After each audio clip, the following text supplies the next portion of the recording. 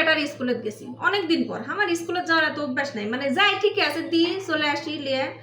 এরপরে একটা ভাবির সাথে আমার বেটা তো সেই প্লেট থেকে পড়েছে, এখন তো ক্লাস 3 উঠে গেছে, তো 3-4 বছরের সম্পর্ক। হঠাৎ করে দেখি ওই ভাবি হেভি মডার্ন চলাফেরা, চুল টুল ছাড়া দিয়ে স্কুলে যাচ্ছে। আমি বলছি কেন ভাবি হঠাৎ করে আপনার এই অবস্থা?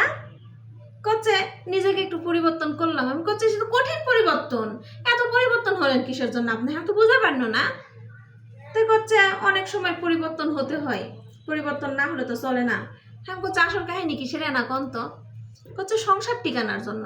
হ্যাঁ করছে মানে কি সংসার টিকানোর জন্য আপনার এরকম ভেষ ধরা লাগবে? তার তো কোনো মানে উনি বোরখা পরতো, মুখ টুক লাগাতো, হাতে মোজা পায়ে মোজা, মানে এতই ভদ্র একটা মহিলা, সেই মহিলা চুল টুল স্ট্রেট করে চলে আসিছে।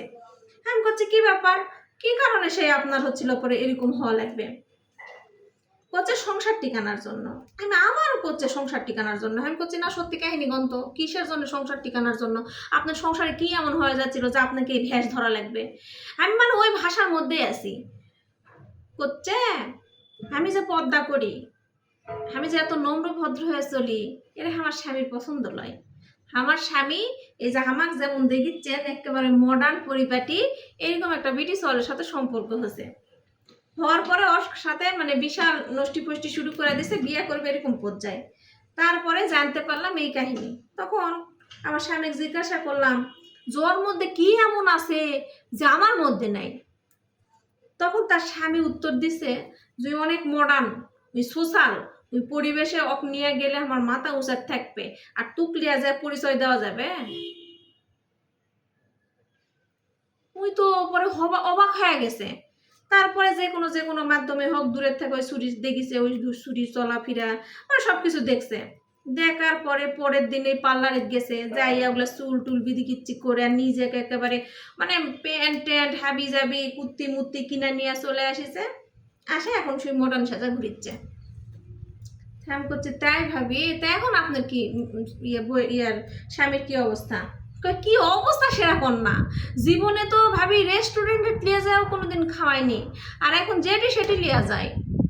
আর ওই চুরির কি খবর? করছে ওই চুরির সাথে সম্পর্ক নষ্ট হয়ে গেছে। মানে দিন শেষে কি বুঝলেন আপনারা? আল্লাহ নিজে স্বয়ং ব্যক্তির মানে মানুষের মন জোগাতে পারে না। আমরা তো মানুষ, আমরা পারবো? এটা সম্ভব কোনো দিন? আল্লাহর কাছে হাজার হাজার শুকরিয়া করা দরকার যে আমার বউটা এত মডার্ন, মানে সরি এত পদ্মাশীল, এত সুন্দরভাবে চলাফেরা করে। কত একটা ভালো মানুষ পারতেছে না। আবার অনেক হুজুরের বউ মডার্ন, টিকটক করতে পছন্দ করে, নাচতে পছন্দ করে, তারা আবার চাচ্ছে যে আমার বউ না এরকম পর্দা করুক। আসলে এই গল্পটা বলার কারণ কিন্তু একেবারে বাস্তব। আমি কোনো মানে কোনো বই থেকে সংরক্ষণ করে কিচ্ছু না, একদম বাস্তব ঘটনায় আপনাদের সামনে তুলে ধরলাম। আর এটা আমার মনে হয়েছিল যে এই ঘটনাটা আপনাদের সাথে শেয়ার করা দরকার, এই জন্যই শেয়ার করলাম। তাই বলতেছি যে আসলে যে যেরকম চলতে পছন্দ করে, আপনি মডার্ন থাকেন, আপনি পর্দা করেন, আপনি পর্দাই করেন, এটাকে মেনে নেওয়া দরকার। তবে আমারও চেনা জানা অনেক মানুষ আছে এরকম, যাদের বউ মডার্ন না কিন্তু একদম কঠিনভাবে মডার্নভাবে তৈরি করেছে, অন্যরকমভাবে চলাফেরা। কেন চলতে পারবি না তুই? আমি স্মার্ট, আমি সুন্দর হয়ে পরিপাটি হয়ে চলি, তুই কেন চলতে পারবি না? তোকেও চলতে হবে। এখন তার অবশ্য সুখের জীবন, শান্তির জীবন, তারা খুব সুন্দর করে জীবনযাপন করে। সত্যি ঘটনা। যাই হোক, সবার জন্যই শুভকামনা, আল্লাহ মানুষের ইমান দিক। কথা হচ্ছে ভাই, যে যেভাবে চলুক, সবাই সবার জায়গায় নিজের অবস্থান নিয়ে ভালো থাকুক। আমি এভাবে চলতে পছন্দ করি, ইটস ওকে, তুমি ওইভাবে চলো। তুমি পর্দা করতে পছন্দ করো, ইটস ওকে, তুমি পর্দাই করো। কিন্তু আসলে সমাজটা এমন একটা অবস্থায় চলে গেছে, মানে কিচ্ছু বলার নাই।